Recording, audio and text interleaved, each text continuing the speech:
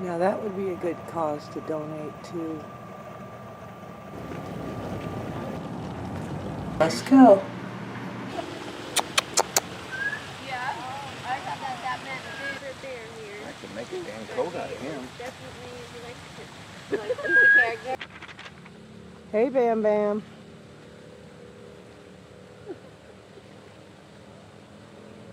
Spoiled. Look at him look right at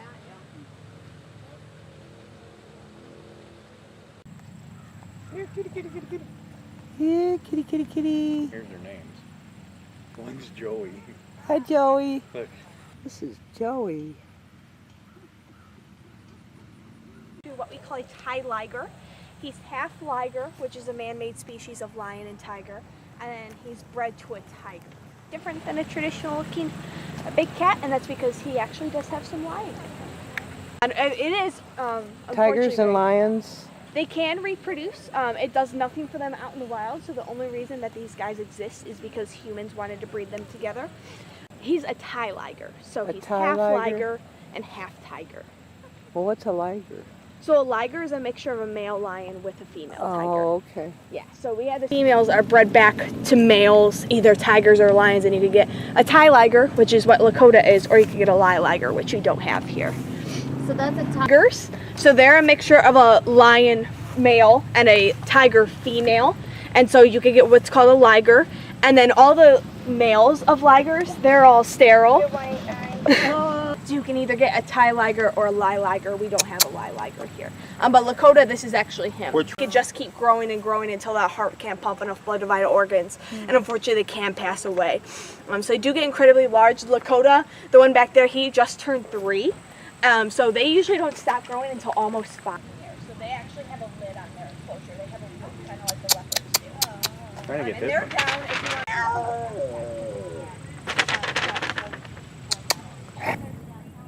So this is a liger. He's not even full grown. You peeing? Hey, liger.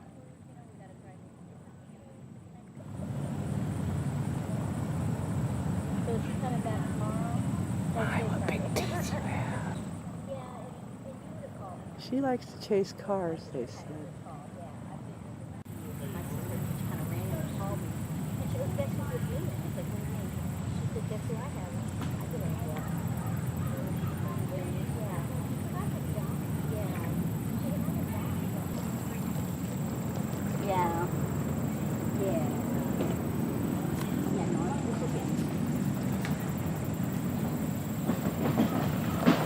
Said he don't like cars.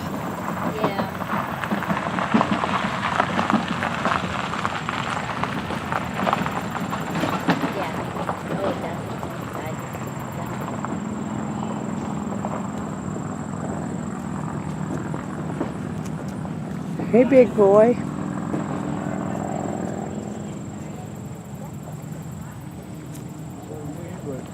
Yeah. That must be where they're feeding from a little bit. Yeah, it's very new. And for him to act out this aggressively. Hey, big boy. Hey. Hey. Hey, big boy.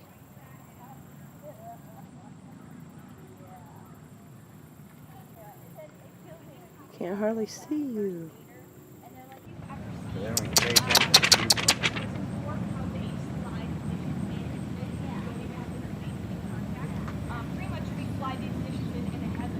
Day. It's a pretty nice day for the cat.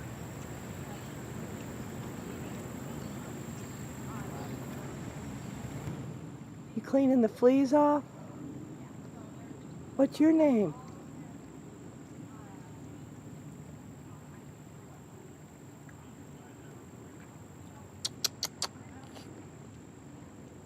Hey.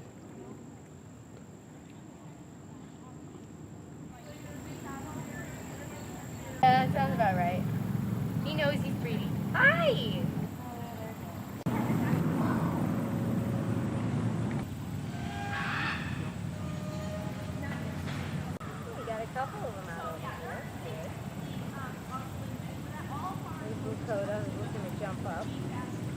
then Aurora is the all white one on that middle bench over there. And we have Joey and Khaleesi, but they're most likely, yeah.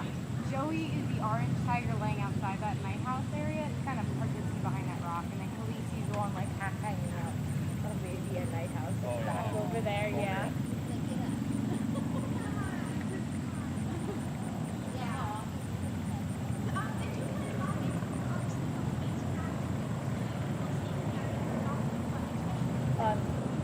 This with, oh yeah, that too. That, and then, you know, there's snakes in these habitats too you gotta watch out for, and then of course rocks flying at you. Yep. Yeah. Oh no. Oh no. There's Joey.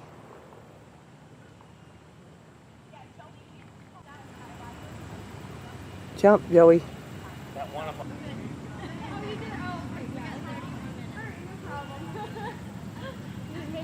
Yeah, it started then about there. So we're about 26, 27 years old now. And our main mission at the time was to make sure that all of our animals had access to grass. Now, this whole education area that you're able to go and freely walk around in was all we really had to start with. So everything was kind of in, had concrete, smaller enclosures. And of course, we have big cats, so we wanted to change that.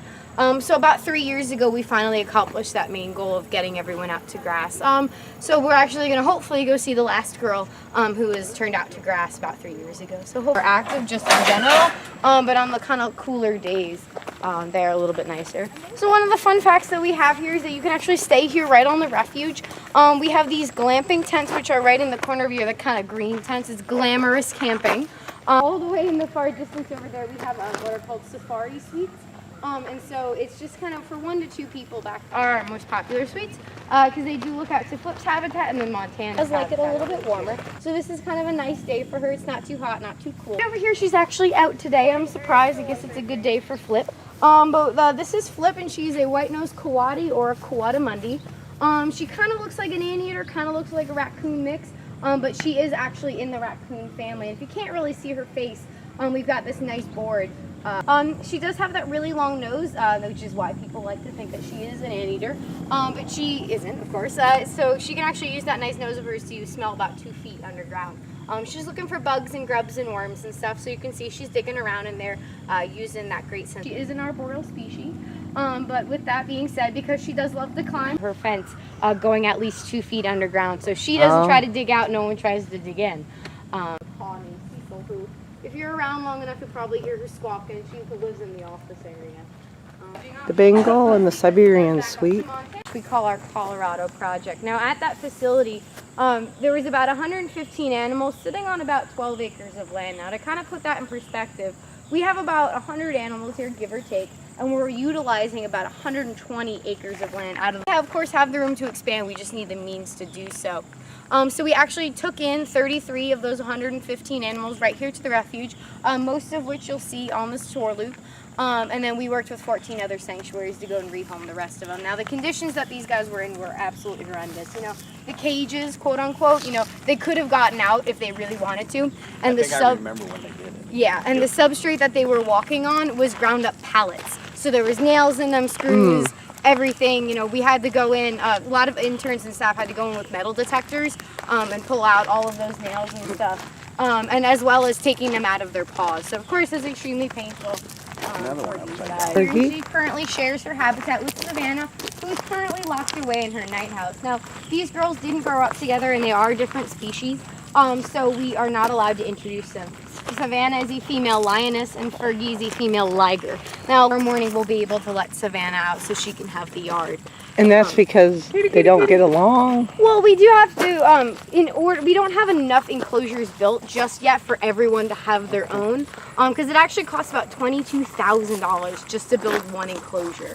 So, you know, by you guys coming on this tour or staying with us or, you know, getting anything in the gift shop, you know, everything goes back to these cats. And, you know, being a nonprofit, of course, we don't get any help from the government. So we do try to, you know, cut costs as best as we can.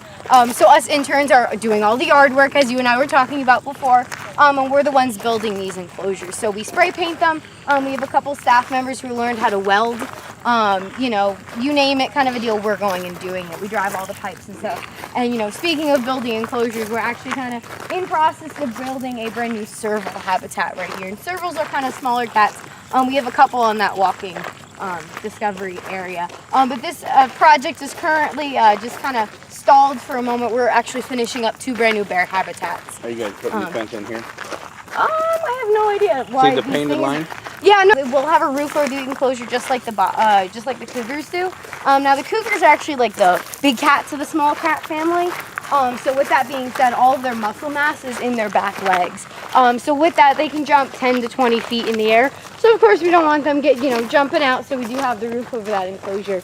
And then the fencing is a little bit smaller versus, these guys where the squares in the fence are a lot larger. So we don't try to get those tiny little paws, out too far so they can try to get us.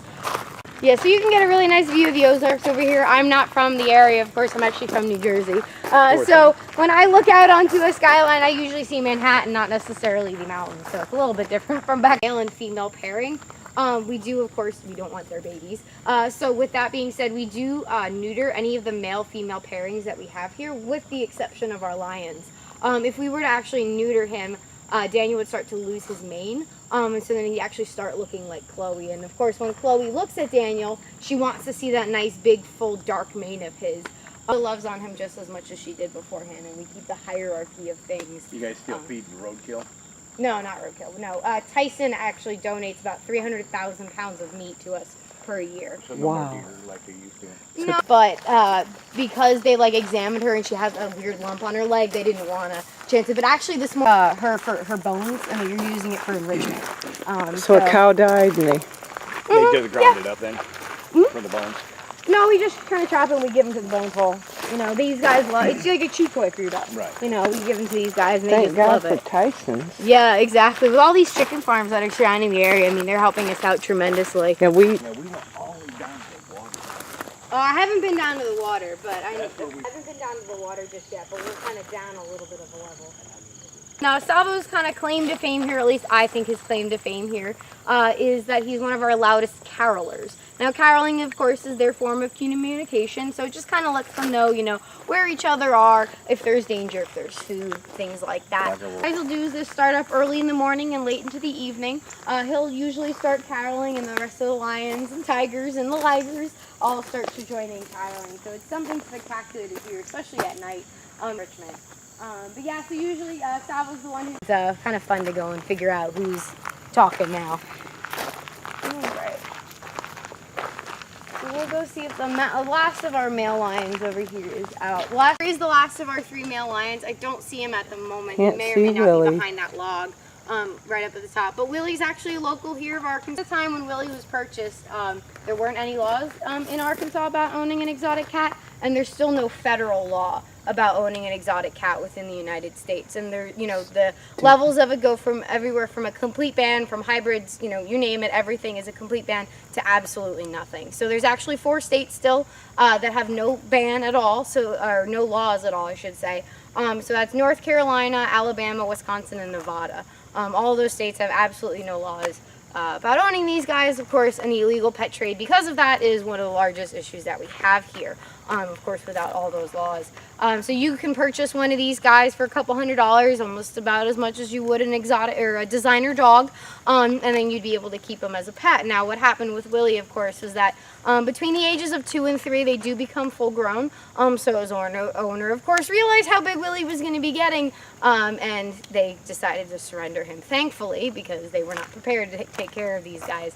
Let alone, it costs between $10,000 and $15,000 per year per animal, just to kind of keep up with these guys. So it is a lot, and I don't know why anyone would want them, because believe you me, he is not the happiest camper in the United States about owning exotic cats and trying to put a limit on it. So we're hoping that that kind of goes through, and our senators will support it. And so I don't want anyone, as you said, your neighbor had one in the back.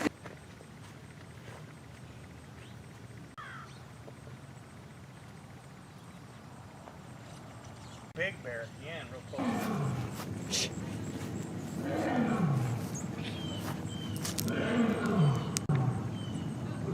Lion.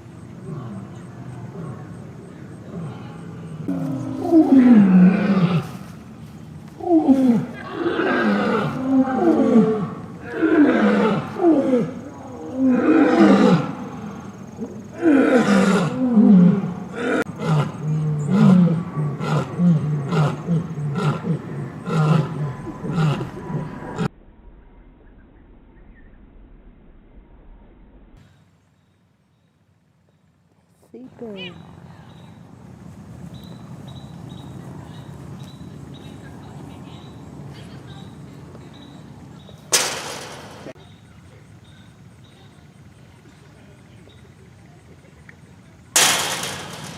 Stop. I got him to jump.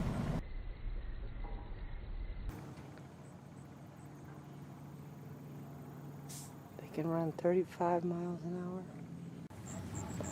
They're like big dogs. Yeah. Big than paws are. They're getting ready to be moved, right? No, that's a different pen.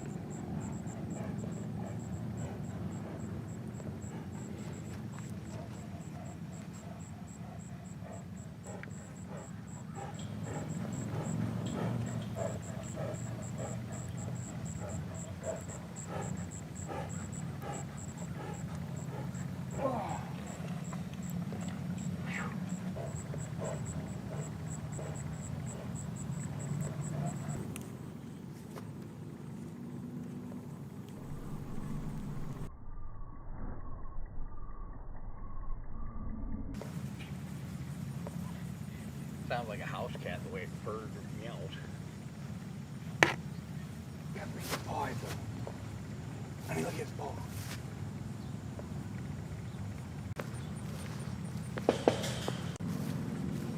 Look at the size of that paw.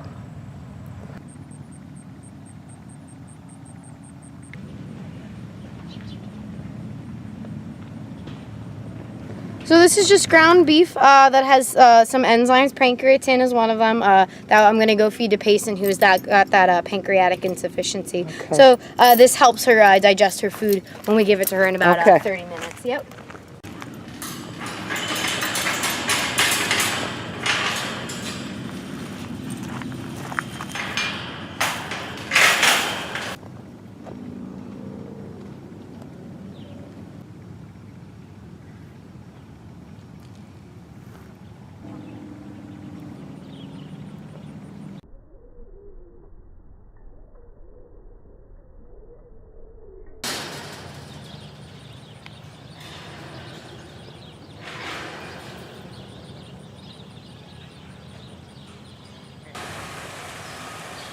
So somebody donated this cement pond.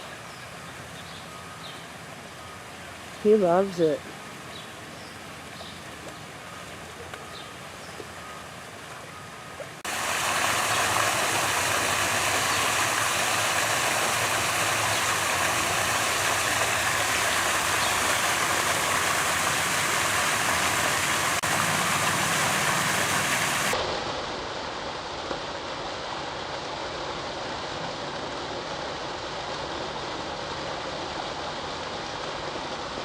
So you can donate to a specific animal. Okay.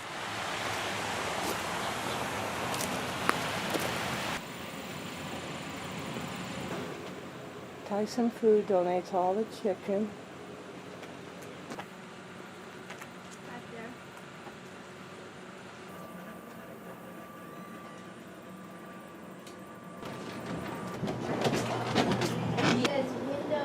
Yeah, my mom had a smaller box and then it didn't work out, so she had to change it to a PC box.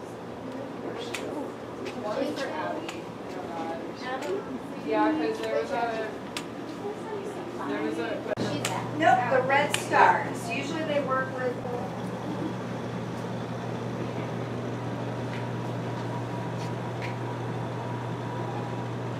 To her. They were all up higher, you know. But, Fayetteville.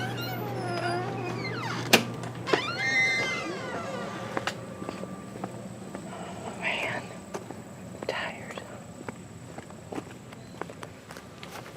That was a workout. Whew.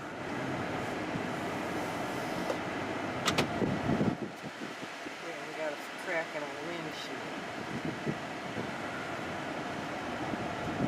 Let's go see the bikers.